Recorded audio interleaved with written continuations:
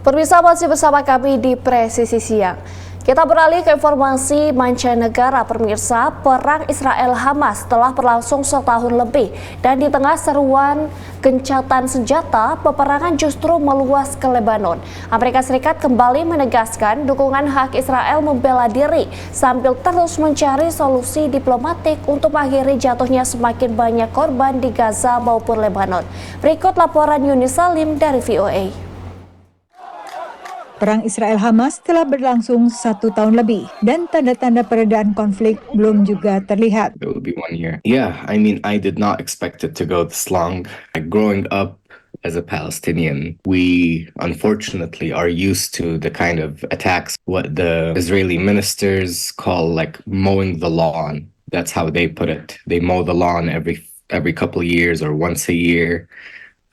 Where they'll attack Gaza for a few weeks or a month, kill several hundred, maybe several thousand, and then stop. Mu'atas Salim adalah seorang diaspora Palestina di Amerika Serikat dan aktivis yang menyerukan gencatan senjata. Ia sendiri telah kehilangan 100 lebih anggota keluarga besarnya dalam pertempuran di Gaza. 161 exactly that have been killed, and none of them passed first cousin. So, because my dad has 9 siblings, so 10 including him. Di Israel, sorotan warga setahun sejak perang meletus lebih tertuju pada masih ditahannya sekitar 100 sandera oleh Hamas. As a nation, we have to remember this as part of the Jewish history.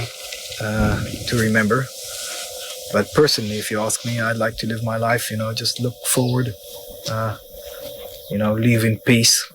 After we suffered so much, I think we have a good opportunity to do it now. Both sides suffered so much. Istri dan 3 anak Afika sendiri telah dibebaskan saat jeda pertempuran November lalu, tapi penculikan mereka hampir tepat setahun lalu masih menyisakan trauma baginya. Perang Israel melawan Hamas di Gaza ini tidak hanya berkepanjangan, tetapi juga meluas ke Lebanon, dengan serangan kepada kelompok Hizbullah bahkan hingga ke ibu kota Beirut. Menurut pejabat Lebanon, serangan Israel telah menyebabkan kematian sekitar 2.000 orang dan lebih dari 1 juta orang mengungsi ke wilayah lebih aman. Analis mengatakan Amerika kembali berada dalam posisi sulit. Well, it has very little leverage over Hamas. Little to none. And I think we can question the U.S.'s leverage over Netanyahu and Israel as well. And especially now that we're just a month outside of the American elections, there's not going to be any kind of push whatsoever by the U.S. Presiden Joe Biden dan sekutu-sekutu Amerika telah menyerukan gencatan senjata di Lebanon, namun tak dituruti Netanyahu. Until he applies willing to apply pressure, real pressure in terms of starting to withhold military aid, I don't expect that Netanyahu will stop. Ronald Reagan, as hardline as he was able to Israel to stop its devastating military offensive in 1982. Which is even more severe than what Israel's been doing now. Pertengahan 1982, konflik juga meluas ke Lebanon seperti sekarang ini. Dan Israel masuk ke Lebanon hingga Beirut untuk menyerang anggota Organisasi Pembebasan Palestina PLO. Dari Washington, Yuni Salim dan tim VOA. Pemirsa, Tiongkok akhirnya memberlakukan tarif impor hingga 39% bagi sebagian minuman beralkohol dari Uni Eropa. Menyusul keputusan UE, naikkan tarif sekitar 35% terhadap impor mobil listrik dari Tiongkok. Tiongkok ditenggarai membidik negara yang paling kuat mendukung kenaikan tarif terhadap mobil buatannya. Berikut laporan Nova Purwadi dari VOA. Musim panen di sebuah perkebunan anggur yang memproduksi konyak di Prancis diwarnai kecemasan soal tarif balasan Tiongkok. On est forcément très inquiet. Aujourd'hui, la Chine, c'est notre deuxième marché. C'est près d'un tiers de nos volumes qui sont expédiés vers ce pays depuis plus de 250 ans. Prancis adalah negara Uni Eropa yang paling keras mendesak kenaikan tarif impor terhadap kendaraan listrik alias EV dari Tiongkok setelah investigasi oleh Uni Eropa menemukan bahwa Tiongkok memberikan subsidi anti-kompetitif terhadap industri EV-nya. What has been the purpose of this investigation from the beginning?